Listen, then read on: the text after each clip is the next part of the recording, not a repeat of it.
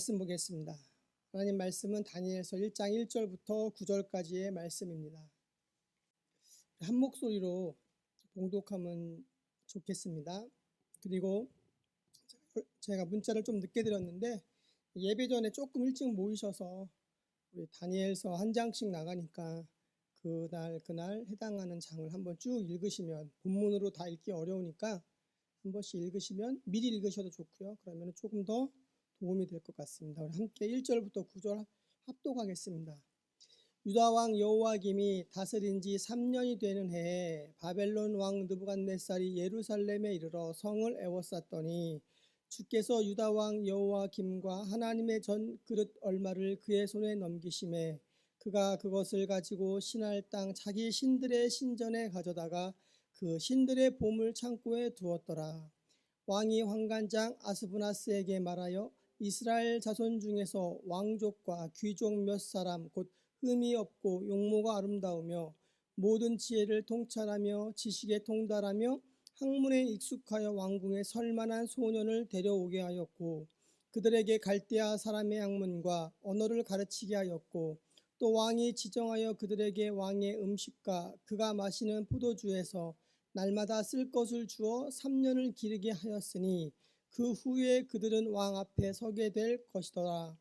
그들 가운데는 유다 자손 곧 다니엘과 하나냐와 미사엘과 아사랴가 있었더니 환관장이 그들의 이름을 고쳐 다니엘은 벨드사살이라 하고 하나냐는 사드락이라 하고 미사엘은 메삭이라 하고 아사랴는 아벳노고라 하였더라. 다니엘은 뜻을 정하여 왕의 음식과 그가 마시는 포도주로 자기를 더럽히지 아니하리라 하고 자기를 더럽히지 아니하도록 환관장에게 구하니 하나님이 다니엘로 하여금 환관장에게 은혜와 긍휼을 얻게 하신지라. 아멘. 다니엘 강의 첫 번째 시간입니다. 우리 세상 가운데 그리스도인의 정체성이라는 제목으로 말씀 전하겠습니다. 우리 다니엘서 말씀을 듣기 전에 우리가 다니엘서 조금 서론격인 내용들을 조금 더 듣고 전반적인 것들을 이해하고 나가면 조금 더 좋을 것 같습니다. 우리가 다니엘서가 이제 주전 6, 7세기 걸쳐 살았던 다니엘의 그 신앙의 그런 어떤 무용담과 그가 받은 환상과 묵시, 계시들로 인하여 기록되어져 있습니다. 1장부터 6장까지는 주전 605년에 바벨론으로 유배된 다니엘과 그 세 친구들의 놀라운 영적인 그 무용담을 기록하고 있습니다. 그래서 우리는 다니엘서가 1장부터 6장까지만 있는 줄 알고 있습니다. 왜냐하면 7장부터 기록된 계시에 대한 내용들은 많이 들어보지 못하기 때문에 다니엘과 그 세 친구들에 대한 그 어떠한 놀라운 믿음의 그런 고백들, 영적인 무용담을 통해서 다니엘의 세 친구들 유명하죠. 그것만 알고 있는데 사실은 다니엘은 12장까지 있고요. 다니엘의 정말 핵심적인 내용들은 7장부터 시작된다는 거예요. 그래서 제가 1장부터 6장은 집에서 두세 번 그냥 읽으시고 하루 설교도 여기저기 듣고 아시는 게 많으시니까 들으시고 7장부터 12장까지만 설교할까 하다가 고민을 하다가 하는 김에 처음부터 하자 그렇게 해서 처음부터 시작을 했습니다. 그래서 1장부터 6장은 그 다니엘과 세 친구들의 그 놀라운 그 신앙의 어떤 무용담들이 기록되어 있고 7장부터 12장은 다니엘이 바벨론 제국 시대와 페르시아 제국에 걸쳐서 하나님께서 다니엘에게 준 환상들이 기록되어져 있는 내용이죠. 그래서 신약에는 요한계시록이 있고요. 다니엘의 이제 구약에는 이제 묵시문학으로 이제는 대표적인 게 이제 다니엘이죠. 에스겔도 거기에 포함이 되고요. 그런 놀라운 어떤 환상들이 이제 기록되어 있고요. 환상 가운데에 세계 제국들이 연속적으로 출현하고 그 제국들의 흥망성쇠가 기록되고 그 세계 제국들의 한복판에서 하나님께 순종하고 하나님의 다스림을 받으며 살기 위해서 이스라엘 백성이 치러야 될 대가와 그들의 삶의 자리, 그들의 영적인 전쟁들이 기록되어 있는 것이 이제 7장부터의 내용입니다. 그래서 우리가 1장부터 6장까지의 내용을 보면은 믿음으로 고백했더니 승리했다라는 내용들이 담겨져 있죠. 다니엘의 그 사자 글 속에서 하나님께서 사자 입을 막으셔 다니엘을 살리시고 풀무불에서 그 세 친구들을 구해내시고 놀라운 그런 무용담들을 우리가 듣는데 우리가 살아가는 신앙의 자리, 삶의 자리에선 그런 어떠한 승리주의의 신앙 분명히 있지만 또한 반대로 7장부터 12장까지는 그 악의 제국에 맞서는 성도들의 저항과 그 과정에서 맛보는 패배와 고난을 경험합니다. 우리나라 민족의 역사를 보면서도 우리가 일제강점기와 6.25를 지나면서 기독교인들이 많은 어려움과 핍박을 받았죠. 그러면서 순교한 순교자들이 많으시고, 정말로 정의가 어디에 있는가, 하나님의 정의가 과연 이 땅 위에 있는가라는 그런 어려움과 아픔과 고난의 시절을 우리도 겪었거든요. 초대교회 교인들이, 성도들이 겪었던 것처럼 세상의 제국이 하나님의 나라를 다 삼켜버린 것 같은 그런 비극적인 상황에 놓여 있어서 그 가운데 어떻게 자신들의 생명을 지켜나가며 믿음을 지켜나가야 하는가라는 과정 속에서 기독교의 역사가 이렇게 흘러나왔습니다. 기독교가 전 세계의 어떠한 주류 종교가 되어서 힘의 종교가 되어서 제국의 종교가 되어서 또한 핍박을 하고 누군가를 사륙하며 어떤 그런 식으로 선교를 했던 시기들도 분명히 있었습니다. 그러나 그것이 건강한 모습은 아니죠. 그로 인하여 기독교가 욕먹는 부분들, 기독교의 어떤 제국적인 선교론, 그런 걸로 인해서 많은 문제들이 비판적인 시각에 또 이어지기도 하는데요. 여러분 그거 아세요? 임진왜란 때, 그 임진왜란 때에 그 일본 사람들에게, 일본 왜군들에게 총을 대준 사람들이 유럽의 사람들이고, 그들이 기독교, 그 당시에 카톨릭을 전파하면서 그들에게 무기를 대줬고요. 그리고 그 일본 왜군 함선에 그 십자가를 들고 있는 신부가 함께 타고 임진왜란 때 바다를 건너왔다라는 사실을 아는 사람이 그렇게 많지 않아요.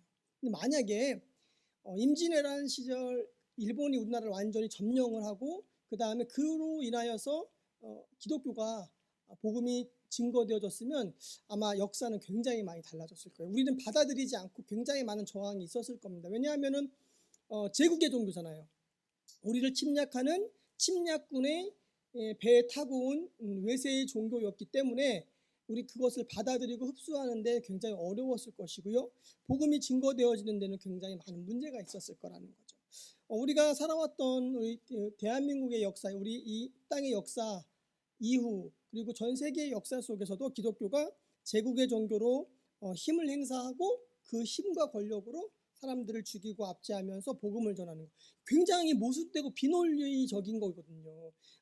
복음서만 잘 읽었어도 절대 그렇게 선교하지 않거든요. 그런데 구약만 읽었나 봐요. 선교사들이 구약만 읽고 선교를 했는지 모르겠지만 그런 비극적인 선교의 방법을 통해서 많은 문제들이 있었다라는 것이죠.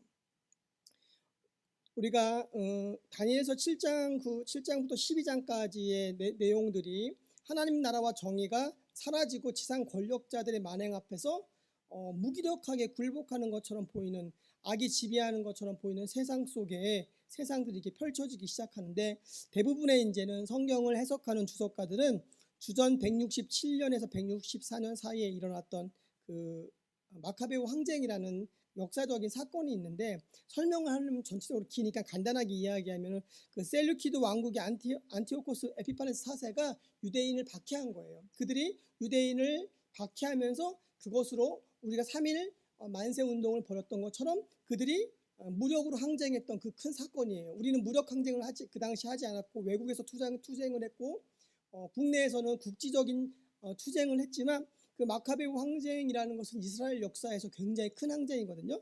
그 항쟁의 역사의 맥락에서 이 다니엘 7장 이후에 성경의 내용들을 해석하고 그 당시에 그 역사적 맥락에서 이것이 해석이 되는데, 그런데 성경이 중요한 것은, 하나님의 말씀인 것은 성경에 기록되어 있는 부분들이 분명히 어떠한 역사적인 사건의 배경과 역사적인 사건을 가리켜서 해석을 하지만 반대로 그것이 오늘날 우리에게 나에게 주는 말씀이기 때문에 하나님의 말씀이 살아있는 말씀이라는 거죠. 그러니까 역사적인 상황에만 묶여있지 않는다는 거죠. 요한계시록 기록되어 있던 상황이 그 로마 압제에 있어서 사도 요한이 밤모섬에 유배되어 있을 때 그가 하나님으로부터 계시를 받아 요한계시록을 기록했고, 666이라고 이야기하는 적그리스도의 상징적인 그것이 로마의 황제 제국의 권력을 이야기하는 것이지만, 그것이 단순히 그 당시에 로마 황제의 그 권력, 제국의 어떠한 횡포만을 의미하는 것을 넘어서서 오늘날 우리 그리스도인들에게 주는 어떠한 권력의 횡포들, 세상의 악, 그 모든 것들을 총칭한다라는 것으로 우리가 이해할 수 있습니다. 그렇기 때문에 성경이 역사적인 상황에만 매이는 것이 아니라 오늘날 우리 가운데 어떠한 말씀을 주신 보편적인 적용성을 갖고 있다는 것이죠. 그래서 성경이 정경이라고 그러는 겁니다. 정경은 캐논이라고 불리는데 이것은 잣대라는 뜻이에요. 기준점을 잡아준다는 것, 기준이 된다는 것이죠. 그렇기 때문에 성경의 말씀이 기준이 되기 때문에 그 기준의 말씀 속에서 우리의 삶과 인류의 역사와 그리고 공동체의 모든 것들을 그 잣대되는 성경의 말씀에 비추어서 해석해 나아가야 되는 것이 굉장히 중요합니다. 다니엘서가 특정 시대의 역사와 특정 인물들에 대한 어떤 배경과 기록들을 또 꼭 기록을 했지만 그러나 오늘날 저와 여러분들에게 이것이 새롭게 조금 더 재해석되어져서 적용되어질 부분들이 굉장히 중요합니다. 최근 들어서 코로나 이후에 팬데믹 상황 속에서 많은 사람들이 다니엘서와 계시록을 해석합니다. 그것을 각기 자기들의 어떠한 방법론으로 해석하는데 건강하게 해석을 하면 문제가 되지 않지만 그렇지 않게 해석하면 많은 무리를 일으키고 있다는 것이죠. 그러면서 이 세상에 흘러가는 어떠한 상황들을 다니엘서로 요한계시록으로 연결을 해서 해석을 하는데 그것이 어떠한 부분은 긍정적인 해석이 될 수 있지만 어떠한 부분 지나친 게 한쪽으로 치우친 해석이 될 수 있기 때문에 가장 중요한 것은 균형이죠. 그러니까 균형 있는 어떠한 해석과 균형 있는 시각을 갖는 것이 굉장히 중요합니다. 주중에 우리 지우하고 이렇게 대화를 나누면서 지우가 저에게 이런 이야기를 했습니다. 아빠, 나는 하나님이 눈에 보이지 않아서요. 하나님이 잘 안 믿어져요. 그 말이 저는 지극히 정상적이라고 생각했습니다. 어떤 면에서는 저는 어릴 때 그냥 믿어졌거든요. 근데 안 믿어질 수도 있어요. 잘 하나님이 안 보이는데 하나님에 대한 믿음이 조금 있지만 마음에 회의적인 마음도 들고 이렇게 궁금한 게 많은 거예요. 그래서 제가 잠자리에서 지우에게 제 인생의 그 신앙의 무용담이라고 할 수 있는 것을 쭉 얘기를 해줬습니다. 하나님께 받은 응답들, 하나님 지금까지 저를 어떻게 인도하셨고 어떻게 여기까지 왔는지 간증 중심으로 놀라운 스펙타클한 걸 중심으로 그 소방도로 내신 하나님부터 시작해서 다양한 것들을 얘기해 줬더니 애가 눈이 이만큼해지더니 너무너무나 재밌다는 거예요. 그렇게 이야기를 하면서 하나님을 만나기 위해서 하나님 말씀을 가까이 하고 하나님께 기도할 때 하나님이 하나님을 우리 가운데 보여주시고 우리의 인생에서 우리가 살아가는 삶에서 하나님이 함께 하시는 걸 경험할 수 있을 거야. 그럴 때 보이지 않는 하나님을 보이는 하나님으로 만날 수 있어 라고 이야기를 했어요. 지금의 언어보다는 조금 더 이제 유아틱하게 얘기를 했죠, 제가. 그러면서 굉장히 끄덕거리면서도 울상을 짓더라고요. 그 이유는 자기는 말씀을 많이 안 본대요. 자기는 기도를 많이 안 하는데 하나님을 못 만나면 어떡하냐고 그러길래 아니라고 그냥 다독여주면서 어떻게 하나님을 알아갈 수 있는지에 대해서 이렇게 차근차근 얘기해 줬습니다. 그런 시간을 가지면서 부모가 자녀에게 또한 이제 가족끼리 관계 안에서 내가 만난 하나님에 대한 것을 소개하고 긍정적인 영향력을 주는 것 굉장히 중요하다는 생각이 들었습니다. 그래서 앞으로 얘기를 많이 해달라요. 그래서 제가 하나님을 더욱더 인생 가운데 많은 경험들을 해야지만 되지 않을까 하는 생각이 들었습니다. 우리 요 이야기를 하는 것은 하나님이 눈에 보이지 않으시죠? 그리고 우리가 받는 세속의 어떠한 문화적인 영향들은 어마어마해요. 그래서 우리가 세상의 가치관과 힘을 숭배하는 세계관 속에 살아가는 시대 속에서 우리가 이 땅에 살아가는 청소년과 청년들만을 의미하는 것이 아니라 이 땅에 살아가는 모든 영혼들, 모든 사람들, 어린아이부터 노년에 이르기까지 우리가 세상의 거대한 세속사회에서 신앙의 양심을 지키며 살아간다는 것은 굉장히 어렵다라는 것이죠. 순교자적인 사명감 없이는 불가능해요. 내가 하나님께 특별하게 부름받은 하나님의 사람이라는 마음과 내가 하나님을 위하여 이 땅을 살아가는 하나님의 자녀고 그리스도인이라는 분명한 정체성이 없고 내가 매 삶의 순간 가운데 믿음의 결단을 하지 않으면 내가 이 땅에서 영향력 있는 그리스도인으로 하나님 앞에 쓰임받고 그리고 내 믿음을 지키며 살아가는 건 굉장히 어렵다라는 것이죠. 우리가 살아가는 이 어떠한 그 신자유주의 경제, 힘센 놈이 모든 것을 다 차지하는 그런 구조의 경제의 상황 가운데 있죠. 그리고 힘을 숭배하고 쾌락을 추구하는 문화 속에서 우리가 살아가기 때문에 그것들과 내 마음속에 하나님을 향한 열망과 우선순위를 놓고 치열한 싸움을 하지 않으면 어렵다는 거죠. 제가 몇 번 누누이 이야기했지만 개척할 때 제가 하나님 앞에 드렸던 첫 번째 기도 제목 중에 하나가 하나님 구걸하는 목회는 안 하겠습니다라고 하는 거였거든요. 어렵지만 누군가에게 목회를 위해서 나를 도와달라는 이야기를 하지 않겠다고. 어려운 시절 친구들에게 어려운 상황들을 얘기해서 돈을 빌려서 쓴 적이 있습니다. 물론은 지금은 거의 다 갚았죠. 그랬던 적은 있지만 누군가에게 손을 빌려서 그냥 도와달라고 이러이러한 사역을 하고 이러이러한 어려움이 있습니다라고 이야기한 적은 단 한 번도 없어요. 그러니까 공짜로 다른 사람에게 무엇인가 구걸하듯 생활하지 않았고요. 목회하지 않았다는 거죠. 왜 그러냐면, 왜 그런 마음을 가졌냐면 예전에 봤던 어떠한 제3자를 보면서 느꼈던 경험적인 것도 있지만 하나님의 일을 하면서 하는 것이 그 모습들이 덕이 되지 않더라고요. 그리고 하나님이 살아계시는데 왜 목회를 하면서 그런 식으로 구걸하는 목회를 할까? 그런 마음이 모습들이 그런 선후배들의 모습을 보면서 마음이 아팠거든요. 그래서 절대로 그렇게 하지 않겠다고 결심을 했는데 중요한 것은 뭔지 아세요? 내가 결심하는 것만이 아니라 내가 그것을 가지고서 내 삶에서 하나님이 돕고 채우신다라는 믿음의 고백이 없으면요, 사람이 굉장히 비겁해지기 쉬운 게 이 세상이라는 거죠. 우리가 살아가는 세상 속에서 정말로 돈과 힘이 모든 것이 전부인 세상 속에서 우리가 살아가는데, 그런 상황 속에서 내 믿음을 지키고 하나님 보시기에 합당하게 돈을 벌고 하나님 보시기에 순전하게 온전히 하나님의 일들을 감당하며 살아간다는 것은 어렵다라는 거죠. 다니엘과 그 친구들 또한도 그런 어떠한 극한의 상황 속에서 그들이 살아가고 있죠. 그러나 그들이 신앙 고백하며 거대한 세상의 구조의 틈새에서 비춰오는 하나님의 나라의 어떠한 빛을 그들이 발견하며 하나님의 나라에 대한 일들을 이야기합니다. 그러면서 다니엘서 전체에 나타나는 하나님은 이방 왕과 고위 공무원에 이르기까지, 그리고 노예로서 포로로서 끌려온 그 다니엘과 세 친구들의 인생 가운데도 친히 개입하고 간섭하시고 다스리고 통치하시는 하나님이라는 것을 보여준다는 것이죠. 이게 다니엘서의 굉장히 큰 주제 중에 하나입니다. 다니엘서 첫 장 이제 첫 단락 개론적인 이야기를 좀 나눴는데 비극의 한복판에 던져진 10대 소년들의 운명을 다룹니다. 다니엘과 그 세 친구들에 대한 이야기가 나오죠. 이들은 왕족과 귀족 가문의 그 소년들이었습니다. 그러나 조국이 멸망당하면서 그들의 인생도 무너져 버리게 되죠. 이방 땅에 잡혀갔고 옛적에 자기들의 신분과 미래를 되찾을 수 없는 상황 가운데 놓이게 됩니다. 다니엘의 직책이 뭐였을까요? 다니엘이 어떠한 직책이었을까요? 나중에 총리의 자리까지 오르지만 어떤 분들은 그 다니엘서 1장 2장을 보면서 환관이라고도 이야기합니다. 다니엘이 환관의 역할을 하는 사람이었다라고도 이야기합니다. 왜냐하면 환관 밑에서 수업을 받았거든요. 모든 수업을 받았기 때문에 끌려온 그 당시에 왕족과 귀족 모두가 환관이 되는 것은 아닐 수 있지만 다니엘과 그 친구들이 환관이었을 가능성에 대한 것들도 이야기를 하고 여러 가지의 해석들이 있습니다. 근데 중요한 것은 이방 땅에 와서 자신의 신분을 잃어버리고 이방 나라의 어떠한 또 다른 그들의 힘을 유지하는 존재로 인생을 살아가야 되는 그들의 운명 앞에서 동일하게 인생 모든 사람들에게 우리도 또한 던져야 될 질문이 나는 누구인가, 이제 어떻게 살아가야 되는가라는 것이죠. 그러니까 그들이 다니엘과 세 친구들이 나는 어떤 의미의 존재인가, 그럼 나는 어떻게 세상을 살아가야 되는가라는 질문을 굉장히 많이 했을 겁니다.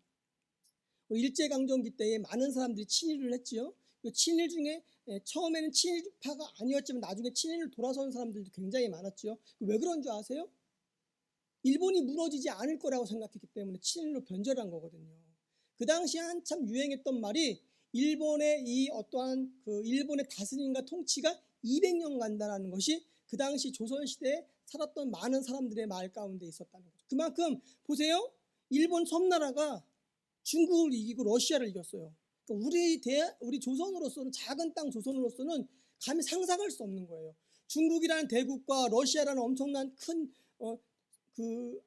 제국을 일본이 이겼기 때문에 아마 이 아시아권에서 일본의 그 세력은 100년이 아니라 짧아야 100년이고 200년까지 간다는 거죠. 그렇기 때문에 자신이 조국을 위하여 해방을 위하여 노력하는 것은 의미가 없다는 거죠.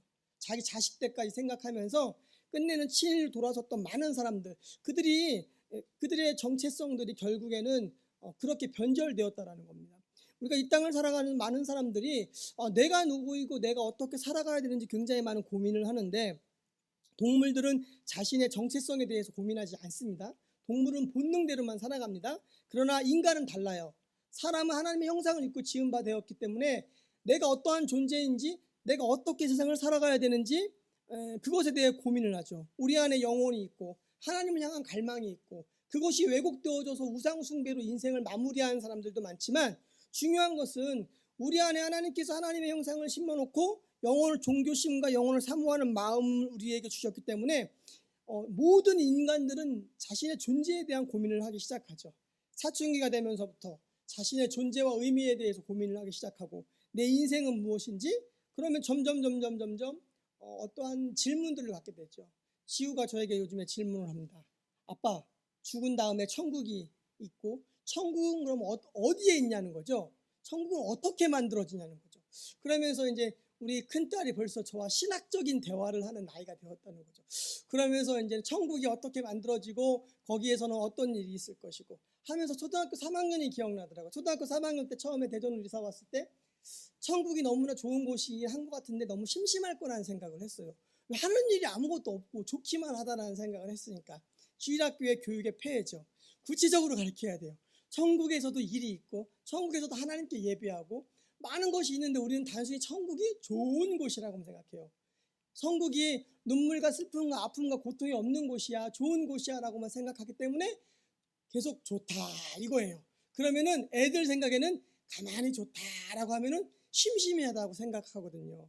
그곳에도 분명히 일이 있고 분명히 맡은 역할과 하나님께 예배하며 기뻐하는 과정들이 있습니다. 근데 우리가 벌써 8살 먹은 아이가 많은 것들을 고민하죠. 사춘기를 지나면서 자신의 존재에 대한 의문을 얻기 시작하죠. 그런데 성장을 하면서 청소년이 지나고 청년이 지나잖아요. 그러면서 신앙을 갖다가 신앙을 잃어버리는 경우는 세상에 많은 어떠한 가치관에 묻히기 때문에 그렇습니다. 돈과 명예와 인기, 한 세상을 살아가는 것이 전부라는 생각을 갖게 되면, 그러면은 모든 것들을 이제는 그것이 전부이기 때문에 그것에 자신의 삶을 던지게 된다는 것이죠. 또한 반대로 자신의 욕망만을 위해 사는 것도 아름다운 인생이 아니지만, 남을 위하여 자신의 인생을 헌신하는 것 자체는 선하고 아름다운 삶이지만, 하나님 없는 선은 또 다른 모순을 낳게 된다는 것이죠. 여러분, 우리가 살아가는 세상은 살아가는 삶의 방법, 모든 것들을 하나님과 그분의 말씀이라는 렌즈를 통해서야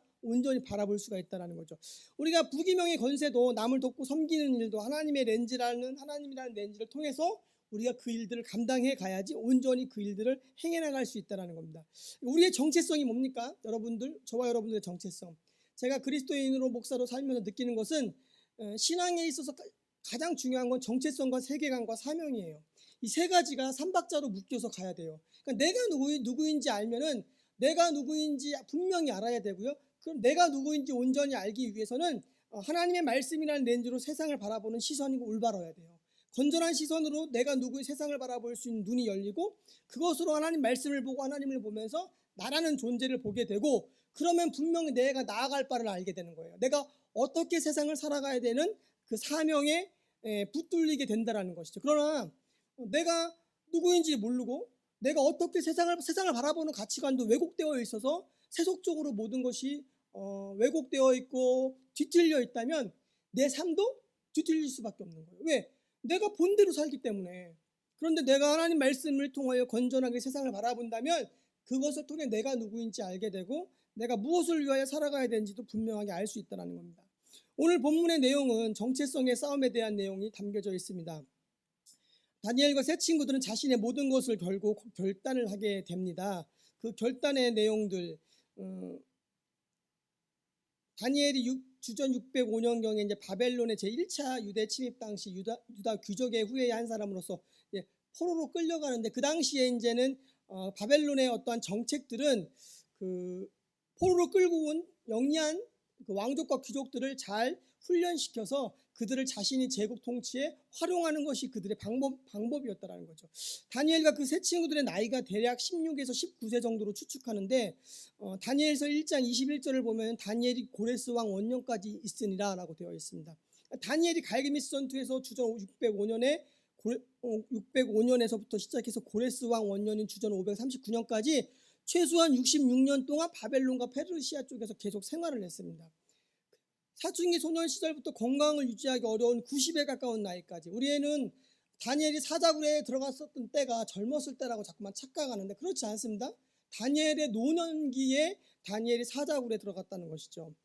90평생 나라 잃은 서름을 안고 살았고 사람에게 있어서 가장 희망이 없었던 그런 어려웠던 시절 노예로 끌려와서 자신의 미래가 어떻게 될지 알지 못하는 상황 속에서 인생을 시작했습니다. 사춘기 시절, 젊은 어린 소년의 시절에서 노년에 이르기까지 그 왕조가 바뀌면서도 다니엘은 흔들리지 않았다는 것이죠. 자신의 고향으로 돌아가고 싶었던 그런 마음들, 현실적인 모든 기대를 그는 노년에 그런 것들을 놓아버리게 되죠. 그러나 두 가지 중요한 것은 하나님께서 정한 때가 있었어요. 이스라엘 백성이 분명히 하나님에 대한 징계가 있었고요. 기한과 때가 있어서 당장 이스라엘이 회복되지 않을 것이라는 것을 하나님이 말씀을 하셨고, 그렇다고 해서 내가 바벨론화 되어지고 페르시아화 되어져서 내가 이방인들처럼 그 속에서 자기 한평생 그들을 따라서 호의호식하면서 살아가는 것이 그들의 인생의 전부가 아니라고 생각했죠. 다른 사람들은 몰라도 다니엘과 그 세 친구들만큼은.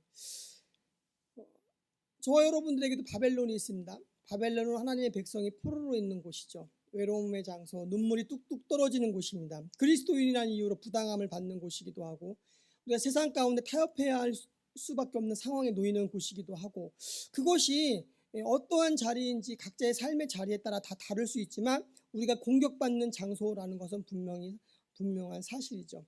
본문 2절을 보면은 느부갓네살이 이스라엘을 침략해서 성전의 그릇들을 자기 보물 창고에서 갖다 둔 것 같지만 사실은 주님이 먼저 그의 손에 넘기셨다고 합니다. 그러니까 느부갓네살이 이스라엘을 침략해서 모든 것을 뺏어간 것처럼 보이지만 그 모든 과정에 하나님의 개입이 있었다라는 거죠. 바벨론과 같은 상황에 처한다면 우리가 잊지 말아야 될 거라는 것은 결국에는 주권자가 하나님이라는 사실이죠. 하나님께서 바벨론에서도 그들을 만나 주셨죠. 바벨론과 같이 뜻하지 않는 현실을 우리가 만나서 눈물과 고통 가운데 있을지라도 하나님 우리와 함께 하신다는 게 굉장히 중요합니다. 세상은요, 로비해야 되고요. 세상은 무엇인가 저울추를 속여야만 되고요. 세상은 어떤 방식으로 조금 더 남을 속여야지만 그 다음에 줄을 잡아야지만 되는 것으로 우리는 생각하고 그런 것을 보고 배우고, 그렇게 하는 사람들이 지혜롭고 악삭빠르고 뭔가 잘 되는 것처럼 보이지만 여러분, 신앙의 고백은 굉장히 중요합니다. 사람 보지 않겠습니다. 하나님 보겠습니다. 하나님 일하여 주십시오라고 이야기할 때 내가 누군가에게 줄을 잡지 않아도 하나님이 그 줄을 만들어서 나에게 보내주세요. 그런 거 경험하셨어요? 하나님께서 줄을 만들어서 나에게 보내주시는 거예요. 내가 그것을 잡을 수 있게끔. 내가 사람을 의지하여 쫓아다니는 게 아니라 하나님을 의지할 때 하나님이 일하시면 하나님이 우리에게 좋은 믿음의 사람들을, 나를 돕는 사람들을 붙이셔서 하나님이 내 상황과 형편 가운데의 문제들을 풀어가시는 것을 경험할 수 있다는 거죠. 그런데 이것을 한 번, 두 번, 세 번 경험하기 시작하면 그 다음엔 이제 담대함이 생기죠. 어려운 문제 앞에 부딪히나 하나님이 이 문제를 풀어가실 거라는 담대함이 생기면서 사람들에게 굽신거리지 않게 된다는 겁니다. 왜냐하면 그 모든 것들을 하나님이 다스리고 계시기 때문에 그렇습니다. 다니엘과 세 친구들 또한도 그들이 자신을 지키기 위하여서 그들이 내걸은 것들이 있습니다.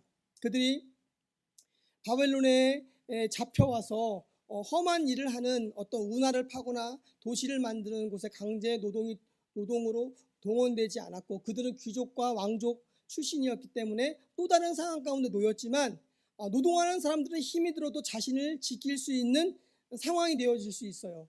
마음을 지킬 수 있어요. 그러나 다니엘과 그 세 친구들은 철저히 바벨론화 되어야지만 살아남을 수 있는 상황이에요.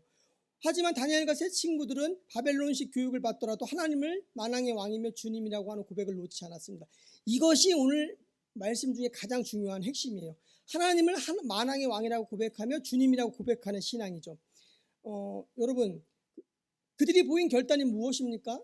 왕의 음식과 포도주를 거부하는 거였습니다. 많은 사람들이 지금까지 단순히 이 문제를 우상에게 바쳐진 음식이었고 이스라엘의 율법에 먹을 수 없는 음식이었기 때문에 먹지 않았다라고 해석을 합니다. 지금까지 졸아도 괜찮은데 지금부터는 졸면 안 돼요. 여기서부터가 제일 중요해요. 그렇게 해석을 했지만 사실은 그렇지 않습니다. 8절을 보겠습니다. 8절을 보면은 자기를 더럽히다라는 단어가 나오는데 자기를 더럽히다라는 단어가 구약의 대표적인 제사 관련 본문에 쓰입니다. 가령 피가 옷에 튀어 옷을 더럽게 하기도 하고 폭력으로 누군가를 희생시킨 것을 가리켜 피로 옷이 더러워졌다라고 표현하기도 합니다. 그렇게 하나님을 거역한 성읍을 더러운 성읍이라고 부르기도 합니다. 이런 표현들을 보면서 우리가 자기를 더럽히다라는 그 단어가 제사와 무관하지 않다라고 볼 수도 있는데, 그런데 합당하지 못하게 아무렇게나 하나님께 드린 제물을 가리켜 말라기선 더러운 떡이라고 규정을 하고 자신의 족보가 명확하지 않은 제사장들을 더러운 상태로 여겨서 제사장들이라는데 제사장들의 족보를 잘 몰라요. 그들이 귀환한 이후에 제사장 직무를 감당할 수가 없었어요. 왜? 그들이 더러운 상태로 여겨졌기 때문에 그렇습니다. 그렇기 때문에 이러한 모든 표현들이 또 다른 모습에선 더러워졌다는 것이 제사와 연관된 표현이기도 하지만 무조건 제사와 연관되어져서 다니엘이 왕의 음식과 포도주를 거부한 것을 제사의 어떠한 정결례와 율법에 어긋나기 때문이라고 이야기를 할 수 없는 것은 돼지고기를 비롯한 부정한 고기는 금지하는 구약의 정결례가 있지만 다니엘의 결정에 근거되었다라고 볼 수 없죠. 그러니까 왕이 내리는 음식에 소고기도 있을 수 있어요. 근데 중요한 것은 다니엘과 그 친구들이 먹지 않은 음식은 특정한 음식이라고 지칭하기보다 왕이 하사하는 음식이고요. 그 다음에 포도주였다라는 거죠. 그런데 포도주는 구약의 율법에 포도주를 먹는 게 문제가 되지 않았어요. 나시린들은 포도주를 먹지 않았지만 다니엘과 그 세 친구들은 나시린이 아니었기 때문에 포도주를 먹는 건 전혀 문제가 되지 않았어요. 그런데 그들이 왕이 내리는 음식들 그리고 왕이 내리는 포도주를 먹는 것이 자신을 더럽힌다라고 생각해서 그것을 먹지 않았다는 거죠. 그러니까 단순히 어떤 제사나 규례와 연관하여 그것이 부정하기 때문에 내가 먹지 않았다라는 것이 아니라 또 다른 의미들이 거기에 담겨져 있다는 겁니다. 잘 들으세요. 다니엘서 10장 2절 3절에 보면 다니엘이 금식을 합니다. 다니엘이 일정 기간 동안 좋은 떡을 먹지 아니하며 고기와 포도주를 입에 대지 않기로 결정을 합니다. 그러니까 다니엘의 결심은 단순히 어떠한 제의적인 제사를 지내기 위한 정결 규례에서 비롯된 것이 아니라 스스로 내린 판단에 근거하여 결정된 것이라고 볼 수 있다는 거죠. 그러니까 다니엘이 음식과 포도주를 자신을 더럽힌다고 생각한 이유가 무엇일까요? 그것이 굉장히 중요한데 여기서 본문이 주는 유일한 힌트는 조금 전에 이야기했던 왕의 음식이에요. 그러니까 왕의 음식, 그가 마시는 포도주라고 오늘 본문은 표현을 하고 있습니다. 10절을 보면은 오늘 본문은 9절까지 읽었는데 10절을 보면은 그가 너희 먹을 것과 너희 마실 것을 지정하셨다라고 되어 있습니다. 그러니까 왕이 그들의 먹을 것과 마실 것을 지정하여 그들에게 내렸다라는 것이죠. 예전에 조선시대 때에 큰 공을 세우면 왕이 상도 내리고 벼슬도 주지만 또 뭘 줘요? 어주 이런 거 주죠. 어식을 줘요. 어주와 어식. 어식은 임금이 내리는 식사, 어주는 임금이 내리는 술이라는 거거든요. 그럼 굉장히 영광스럽게 그걸 받아서 먹죠.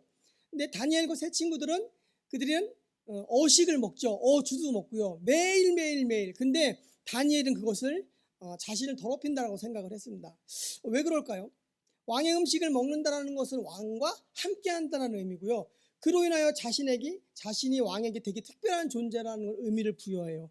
그로 인해서 이런 과정을 통해서 다니엘과 세 친구들에게 그들을 바벨론의 어떠한 충성스러운 신하로 바벨론 왕은 그들을 만들고자 했죠. 그런데 다니엘과 그 친구들은 이런 음식들을 거부했죠. 그러면서 그 모든 것은 다니엘과 그들 친구들에게 주는 어떤 특별한 지위와 부와 특권 같은 것들을 거부했다라는 의미죠. 우리가 본문을 읽지 않았지만 채소와 물만 먹었다고 합니다. 그러면서 왕이 내리는 진미, 산의 진미를 먹은 애들과 우리와 비교해 보세요. 3년을 그렇게 했는데 결국에는 다니엘과 그 친구들의 얼굴이 더 윤기가 나고 빛났다라고 이야기를 합니다. 핵심은 모든 음식이 거부하지 않고 그들은 왕의 음식, 그리고 왕의 음식 중에 대표로 기름진 음식과 포도주를 왕의 음식, 그 좋은 음식을 그들은 거부했죠. 생존만 보장하는 채식과 물을 했습니다. 다니엘서 10장 2, 3절 다시 보면요.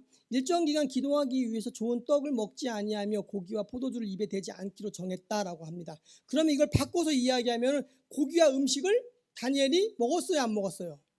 먹었다라는 얘기죠. 다니엘이 고기와 음식을 분명히 먹었어요. 그러나 왕궁에서 수련하는 동안은 왕이 주는 음식과 왕이 주는 포도주를 거부했다라는 거죠. 그래서 단순히 고기와 어떠한 그 포도주 자체의 문제 삼기보다는 왕이 내려주는 음식과 포도주가 문제가 된다는 것을 우리가 알 수 있습니다. 이것이 오늘 말씀 이제 마무리되어 가는데 가장 중요한 말씀입니다. 바벨론의 관리로 사는 것은 피할 수 없습니다. 그들에게 종로로 떼어서 관리로 삼고 바벨론의 학문을 배우는데, 바벨론의 학문이라는 것은요, 점성술이에요. 점성술에 관련된 그런 식의 공부들을 많이 했는데, 그들이 배운 하나님, 그들이 알고 있는 하나님 말씀과는 많이 위배되지만 그곳에서 최소한의 살아남기 위해서 그런 것들을 받아들이고 그들이 공부하고 그들이 주는 채소와 음식은 먹었지만 그 가운데 자신들이 정말 누구인가를 잃어버리게 만들 수 있는 왕의 음식은 먹지 않기로 결단했다는 거죠. 굉장히 시사하는 바가 많습니다. 우리에게 주는 교훈이 되게 많아요. 우리가 이 세상을 살아가면서 우리가 어쩔 수 없이 품어야 되고 어쩔 수 없이 속해서 살아가야 되는 상황들에 노출되어서 있는데, 그러나 우리가 꼭 하지 말아야 될 것들, 꼭 지켜내가야 될 것들이 굉장히 중요하죠. 여러분, 다니엘과 세 친구들이 이렇게 결단할 수 있었던 것은 자신들이 육체적인 신분은 포로의 신분이지만 자신의 존재는 하나님의 자녀의 이스라엘의 백성이라는, 하나님의 백성이라는 정체성을 그들이 분명히 갖고 있었기 때문에 바벨론의 가장 중심인 궁궐에서도 하나님의 법을 따르겠다는 거죠. 그러니까 바벨론의 왕이 나의 만왕의 왕이 아니고 여호와 하나님이 나의 왕이시다라는 고백이 그들의 마음 가운데 있었다는 거죠. 내가 이 땅에 살아남기 위하여서 누군가를 의지하며 살아가는 것이 아니라 보이지 않는 하나님의 큰 주권 안에 모든 것의 통치와 다스림이 있기 때문에 내가 그 하나님을 의지하여 오늘을 살아간다는 거죠. 나에게 월급 주는 사장님이 나의 왕이 아니고 나를 오늘도 보호하시고 지키시는 하나님이 나의 왕 되신다라는 고백이죠. 힘 있고 권력 있고 내 앞길을 열어줄 수 있는 어떠한 누군가의 존재가 나의 왕이 아니고, 그가 하지 않아도 하나님이 하시면 하실 수 있고 그가 해도 하나님이 막으시면 막힌다라는 거. 하나님을 전적으로 의지하는 그 마음, 다니엘과 새 친구들의 마음 가운데 그 마음으로 믿음의 결단과 고백으로 왕이 주는 음식과 포도주를 거부했다라는 겁니다. 굉장히 중요합니다, 여러분. 우리가 이 땅을 살아가면서 어쩔 수 없는 한계에 부딪히곤 하지만, 그러나 좋은 게 좋은 거야 라고 하면서 모든 것을 슬쩍 눈을 감아 남들과 같이 더불어 함께 잘 살아가는 더불어는 그닥 아름다운 것은 아니죠. 어쩔 수 없이 이 세상 속에 살아가지만 내가 지켜야 될 마지막 신앙의 자존심, 믿음의 결단은 하나님이 왕 되신다는 거죠. 그리고 그 하나님이 모든 것을 다스리고 통치하신다는 거죠. 그럴 때 우리는 자존감이 올라가죠. 나와 누군가를 비교하지 않고 내가 어떠한 자리에 처했든 하나님 기뻐하시는 자리에 성실과 열심으로 감당하면 상황과 형편은 문제가 되지 않는다는 것입니다. 여러분, 은퇴하는 그날까지 구걸하는 목회는 안 하려고 합니다. 차라리 그 시간에 하나님 앞에 무릎 꿇고 기도하면서 하나님의 도우심과 채우심을 경험하고자 합니다. 하나님이 어려운 중에 도우셔서 여기까지 왔습니다. 여러분이 알지 못하는 그 담임 목사만이 아는 그 소가리가 있잖아요. 재정적인 어려움들, 상황적인 어려움들, 관계적인 어려움들 분명히 있거든요. 제가 굉장히 많은 것을 오픈하면서 설교하는 목사예요. 많은 것을 이야기하지만 다 얘기 못하는 것들이 분명히 있어요. 저만 알았던 소갈이, 제가 하나님 앞에 울부짖었던 것들이 분명히 있거든요. 하나님 왜 이런 부끄러움을 당하게 하시고 이런 상황에 저를 놓이게 하셨는지에 대한 이야기들도 분명히 있어요. 그러나 그 가운데에서 내가 하나님을 의지하는 그 마지막을 놓지 않고 몸부림치며 여기까지 왔거든요. 제 마음 가운데 중요하고 확실한 것 하나는 무엇인가 하면 하나님이 모든 상황을 다스리고 이끌어 가신다는 거죠. 제가 할 수 있는 최선을 다하고 믿음의 고백과 결단을 드리는 거. 이것은 교회를 개척한 이 시대의 한 명의 목사, 작은 개척교회 목사만의 믿음과 결단이 아니라 저와 여러분들 모두의 믿음이어야 되고 우리의 결단이어야 된다는 거죠. 우리가 살아가는 세상이 비슷합니다. 그 가운데 저와 여러분들이 누굽니까? 하나님의 백성이고 그분의 자녀죠. 우리가 기도의 특권을 갖고 있고 이 땅에 살지만 천국 시민권을 갖고 있잖아요. 그렇기 때문에 그 믿음과 그 자신의 존재 자체의 어떠한 정체성을 분명히 해서 하나님 앞에 나아가는 과정들을 통해서 하나님 우리 가운데 위로하시고 은혜를 주시죠. 때를 따라 돕는 손길을 베풀어 주셔서 피할 길을 내신다라는 겁니다. 그것을 경험하지 않으면 계속해서 우리는 왕의 진미를 찾죠. 우리에게 맛있는 음식을 내려줄 누군가를 찾고 그의 손을 붙들기를 원하며 부끄러운 믿음과 부끄러운 모습으로 이 땅을 살아가죠. 그러나 사람을 의지하지 아니하고 하나님을 온전히 신뢰하며 그분의 돕는 손길들을 경험하면 그 다음부터 우리는 조금 힘들고 어려울 수 있지만 당당할 수 있죠. 왜? 하나님께서 우리의 기도를 들으시고 바벨론과 같은 세상 속에 살지만 기도의 특권과 기도의 응답으로 인해서 하나님께서 일해 가시는 것을 경험한다는 거죠. 하나님의 임재 속에서 우리가 새롭게 되어지는 것들을 느낄 수 있다는 겁니다. 그런 것을 통해서 우리의 사랑하는 자녀들에게, 사랑하는 사람들에게 하나님의 살아계심을 증거할 수 있고 간증할 수 있다는 겁니다. 오늘 말씀 마치겠습니다. 삼손은 놀라운 능력을 부여받은 이스라엘의 사사였습니다. 나귀뼈로 블레셋 사람 1000명을 죽인 용사였지만 그는 거룩을 잃어버리자 머리카락 잘리고 두눈 뽑힌 신세가 되어버렸다는 거죠. 그러니까 자신이 누구인지 잊어버리면 그렇게 된다는 거죠. 내가 누구인지 잃어버리지 않는 것이 중요합니다. 하나님이 누구시고 하나님이 오늘도 이 세상을 다스리시고 하나님 저와 여러분들의 왕 되시며 구원자 되신다는 믿음의 고백으로 하나님 앞에 끊임없이 나아갈 때 하나님께서 우리의 그 과정을 보시며 우리에게 응답하셔서 하나님께서 모든 것들 속에서 하나님이 하나님 되심을 우리 가운데 보여주실 것입니다. 어려운 세상 속에서 하나님의 약속의 말씀 붙들고 승리하는 저와 여러분들 되시기를 주의 이름으로 축원합니다. 우리 이 시간 함께 찬양 드리겠습니다.